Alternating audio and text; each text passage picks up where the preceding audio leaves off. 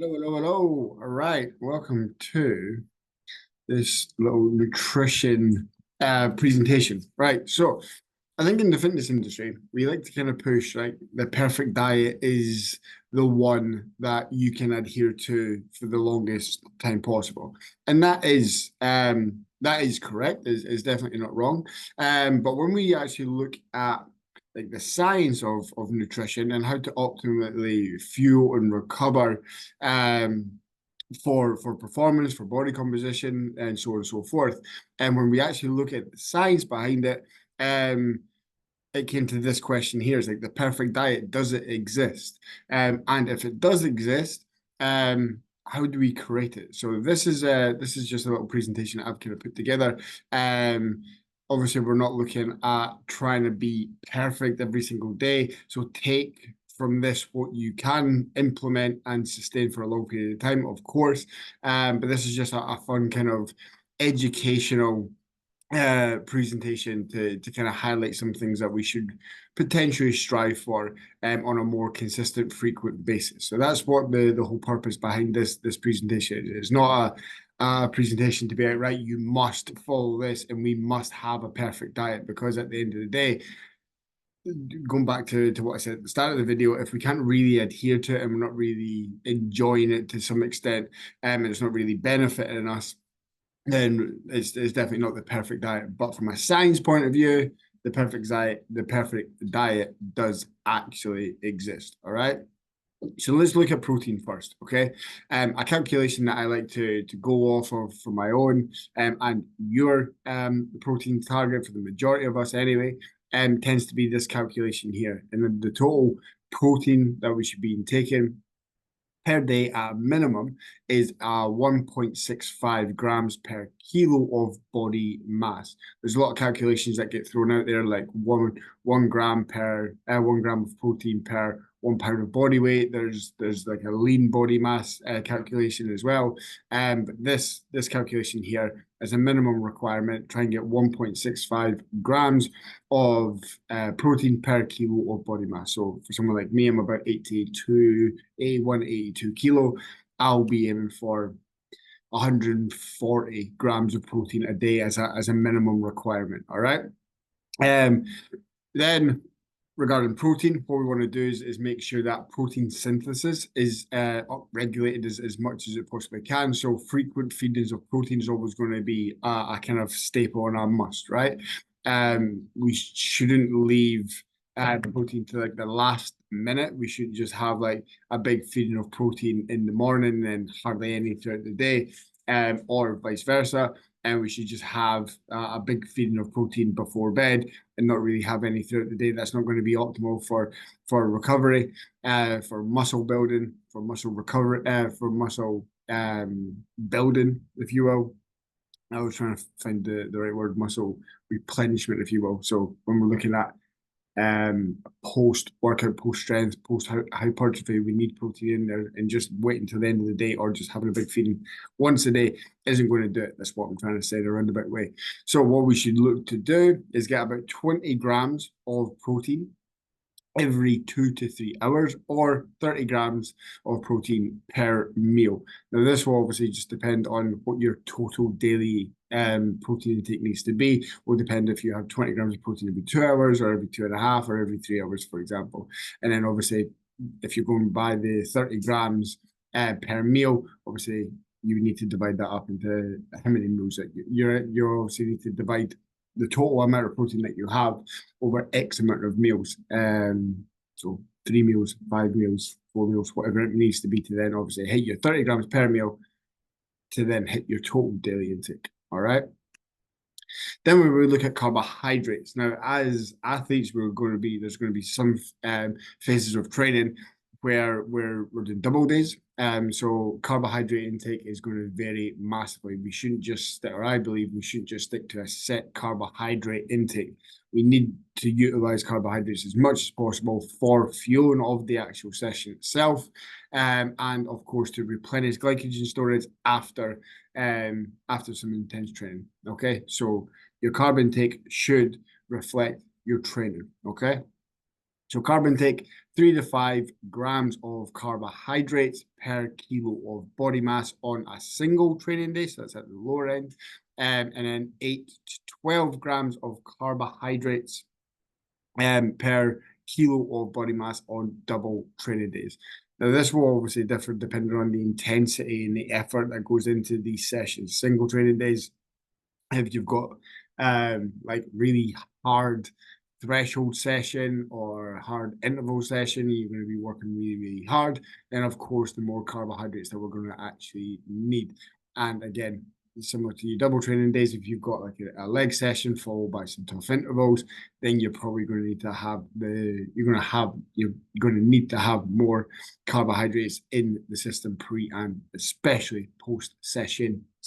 All right, so that's some calculations for you that we're going to look to try and adhere to as best as we possibly can. All right. Does mealtime matter? I'm going to go on the side of yes. I know the fitness industry do like to push like, no, it doesn't really matter as long as you get the total amount of calories in and you get the total amount of protein in, then it doesn't really matter when you actually fit it in. I'm actually going to say that you do need to, as athletes, we do need to look at meal timing. Yeah, we do need to look at meal timing and being a little bit more proactive in that field. As I've said here, with protein at the start, we want to try and aim for frequent protein feedings throughout the course of the day, rather than just having like maybe 2 meals and you're having 60 grams on one meal and you're having 50 grams on the other. We'd rather have frequent feedings of protein throughout the course of the day. So of course, meal timing actually matters. But it's not so much just the protein intake, is carbohydrate intake, is intra workout nutrition and things of that nature as well. So these are just a couple of like key points that I like to structure my nutrition around. All right.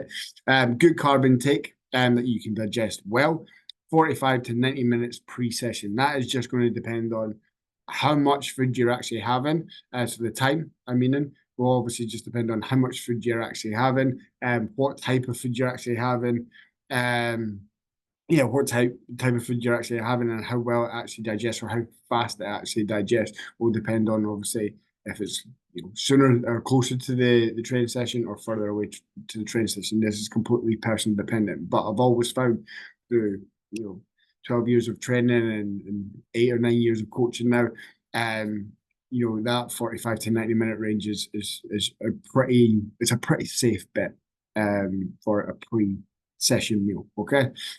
Fruit's always going to be a good carbohydrate source, especially like bananas and kiwis, for example, are always going to be a really, really solid and easy digestible carb source for you to take pre-session. Doesn't matter if you're training first thing in the morning, or if you're training last thing at night. Fruit has always been a safe bet. I don't know anyone that gets any sort of like digestion irritation or anything like that from fruit. Correct me if I'm wrong though, if anyone does. But I've not seen it on a more frequent or a high frequent basis. What I do want to touch on here with carbohydrate intake pre-session, obviously we've got a handful of athletes in here who are doing double training days, so they train first thing in the morning. They pretty much wake up, hydrate, caffeinate, and then go. You don't really have a window of opportunity to really wait around for an hour, 90 minutes before you go train. So what should we do then? Something that I've done for absolute ages now is I have about 25 to 30 grams of honey in my coffee. Doesn't taste the best, but it gives me a good 20, 25 grams of carbohydrates first thing in the morning. I'll have that in my coffee, then I have a banana, and then I carry like a gel with me just in case I do need it for my longer kind of endurance AM sessions. So that could be something that you could potentially follow. Honey's very, very digestible. It doesn't create any sort of bloating or anything like that, or it doesn't for me anyway. And I don't feel full, and I don't feel sick or anything like that with having a full stomach and needing to run. So that's something that I've done. So there's a little bit of extra education for you. Try and follow it and try it and see how you get on there. Intra workout nutrition is obviously going to be always important for us to make sure that we are staying fueled throughout our longer endurance bouts. So our calculation in terms of carb intake is going to be 0.65 grams per kilo body mass per hour of exercise after the first 60 minutes. So if you're running a half marathon, or if you've got a 2-hour run, a 2.5 hour and a 3-hour run, for example, then you're going to need a fair bit of carbohydrates in you during that session. A question I get asked is, should we be looking at taking on carbohydrates when we're doing like HYROX simulations or when we're actually racing in HYROX? Absolutely. Absolutely. HYROX is a 60 to 90-minute race, right? So we need to make sure that we're not crashing. Our glycogen stores are topped up as best as we possibly can. So we want to just make sure that we're providing our body with the adequate fuel. All right. So gels are always going to be a kind of go to in the HYROX space, and especially if you're going to be doing half marathons and marathons, this is always going to be good. All right. Post-session, quick digesting protein, whey protein. I'll touch on why we need to have whey protein post-session. And carbohydrates, cereal, for example, or you can have, or you can have more fruit. Again, both really easy and quick digestible carbohydrates. Up to 30 minutes post-session, you want to get food in you as soon as you possibly can. Right, 30 minutes would be the kind of cutoff there. So always make sure that we're carrying a protein shake or like a Squares bar or a cereal bar or some fruit on us. It's always going to be important to recover this or start that recovery process in terms of getting good quality carbs and protein in us. We want to start that recovery process as soon as possible.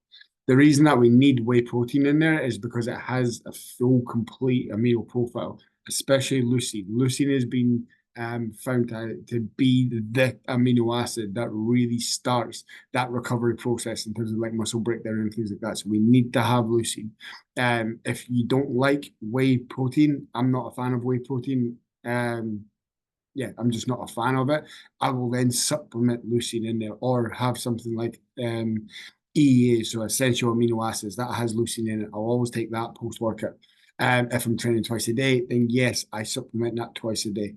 It's an absolute fucking must. It's an absolute must that we have that that amino acid or amino acids, essential amino acids post-workout, and then some carbohydrates just to replenish glycogen storage. All right. And then something that I've recently started, and by recently, maybe the last couple of weeks, is I'm starting to have a pudding.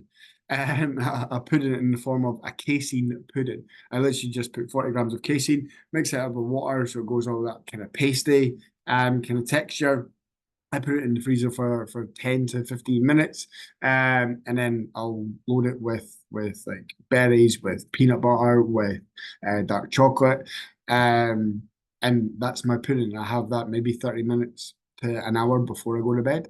And the reason that we want to have casein pre bedtime is it's a really slow digesting carbohydrate protein. So it's actually going to keep us satisfied for a lot longer, keep us, I'm trying to think of the word here. It's basically going to stop us from going into, my mind's just went blank. Pretty much, it's just going to allow that muscle recovery process to continue even though we're sleeping. We need to keep the body as fed for as long as possible. That's what I'm trying to get around. I just couldn't think of the actual term and my mind went blank, so apologies for that. But yeah, we want to have a slow digesting protein before we go to bed to just keep the body energizing and recovering from an intense training session. So that's why I have pre-bed. I suggest you have that as well. And then just other considerations that we want to take into to try and strive for that perfect nutrition or having the perfect diet is your micronutrients. Yes, you can supplement them, but always try and get as many vegetables on your plate as you possibly can. It's never ever going to be a bad thing. Never ever going to be a bad thing. The way I look at like micronutrients, for example, is similar to like your engine oil in your car. If you don't frequently top that up and change it, then your engine is going to be fucked. So micronutrients are very important.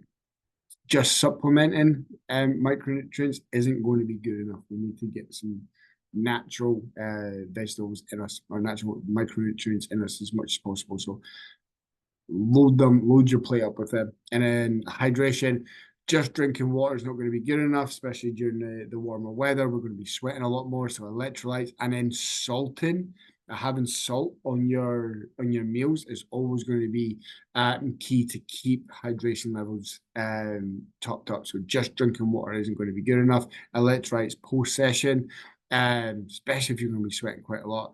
And then obviously we can't just keep topping up with electrolytes and just drinking that throughout the day. So electrolytes post session, salt your meals, salt every single meal, and then obviously you can drink 2 to 3 liters throughout the course of the day, and that is then going to keep hydration levels in a very, very good place. So I hope this does help, team. Again, this isn't to say, right, you need to follow these things, but try and take little bits from this training and try and implement it into your own diet. Most of this is most of what I've just presented there is what I try and follow on a daily basis. Again, weekends and things like that, when I'm out of the house a lot, walking the dog, taking her for adventures and whatnot, then it's very, very difficult and pretty much impossible to get 20 to 30 grams of protein in every 2 to 3 hours. So I'm not one to be carrying a fucking packed lunch around with me. So I'm not perfect every single day, but most of the time I'm hitting that. I'm hitting those requirements. So try to stick to it as best you can, team. But yeah, I hope this was helpful.